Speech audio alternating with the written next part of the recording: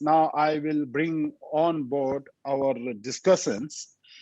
And the first discussant who will be invited is His Excellency Nevin El Kabag, Minister of Social Solidarity of Egypt.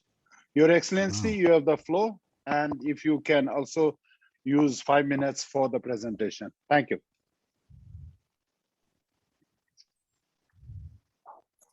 Sorry, Your Excellency, you're on mute. Thank you. Good morning, everybody. It's a pleasure and honor to be with you in this important session that we consider as extremely high in Egypt at this stage. I think now there is an era of human rights that is propagating everywhere regarding the most vulnerable groups, on the top of which are children with lacking care, whether their households or their families are known or unknown.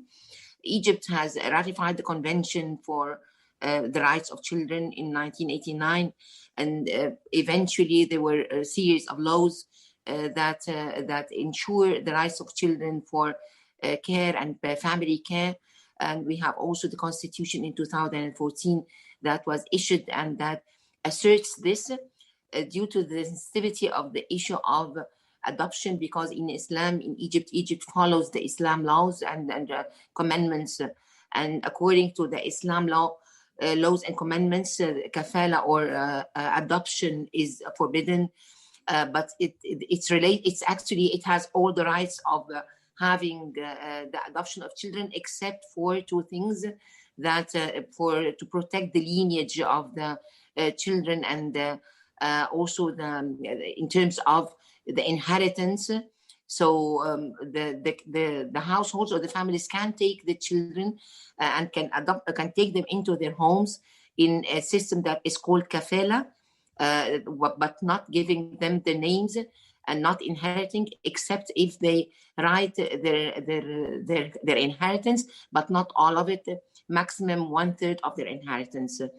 Islam encourages that children deprived of parental care should be sponsored and provided for by people acting as if they were by their biological parents, based on the Sunnah. And the responsibility of sponsoring an orphan in Islam includes all the responsibilities and duties of adoption, except changing lineage and inheritance.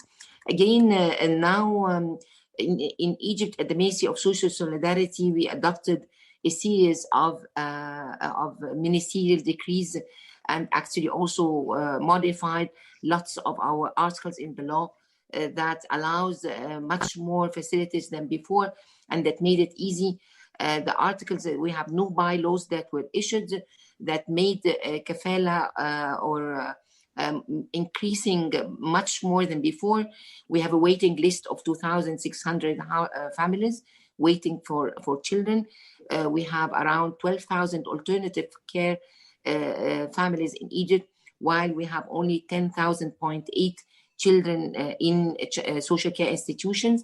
We are heading into the deinstitutionalization process in Egypt. The articles in the new bylaw that made things much better than before, that it allowed the single women to be eligible for kafala and not specifically married women. We have also online application for kafala. They don't have to go and to deal with stuff except at a later stage, but they can register themselves online. We have a new entity in order to develop the system, which is the High Committee for Alternative Care, in order to ensure that the governance process is there and there's a sort of transparency and equal opportunities for families to have their children. Also, the reform includes an article to ensure that the families can accompany the children outside Egypt. Before, it was not allowed. So if they live abroad or if they have a residential stay in another country, now they have the right to do it.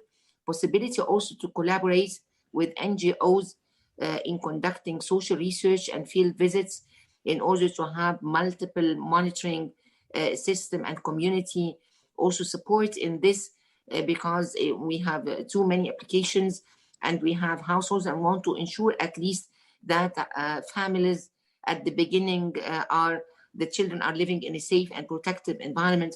Also, we developed a database that includes the data of fostered infants, children, youth, and their families, integrated database in a system that actually joins between us, Ministry of Health, and also Ministry of Justice. In addition to the bylaws, also the bylaw obliges must to give the families a kafala ID, and the ID has all the data of the child, his father and his mother. Al-Azhar finally approved to have the only either the name of the foster or the parent, the alternative father, his family name, or the first name without the family name. So the children cannot be discriminated against, and is not known that he is a kafala child. So I think also the foster care, the family can change the name of the child to add their either the last name or the first name. Recently, we released a national strategy. It's not only the law, but or it's not only the bylaws that facilitated lots of issues that were not easy before, but we released the national strategy for the alternative care for children and youth in Egypt, with having a regulatory environment and enhanced legislative system. It's built on a systemic approach. So it's not only the Ministry of Social Solidarity. We coordinate with Ministry of Health and Population, with Ministry of Education, with Ministry of Food and Supply, in order to ensure integrated services for children who are adopted with foster care families. Also, we built a capacity building system in order to orient the kafala families and to monitor them. Before, the monitoring system was not that much strong, and the families needed support and needed guidance. Thank you, Excellency. You have run out of time. So thank you very much. To wrap up, I think it's a systemic, and it's a combination of reform procedures that made the system quite well. Thank you very much. Thank you, Your Excellency. It's very encouraging to hear what your government is doing to strengthen and improve quality of care services, and expanding further in terms of the work you're doing through national strategies and collaborative approaches with civil society and others. Thank you once again, Your Excellency.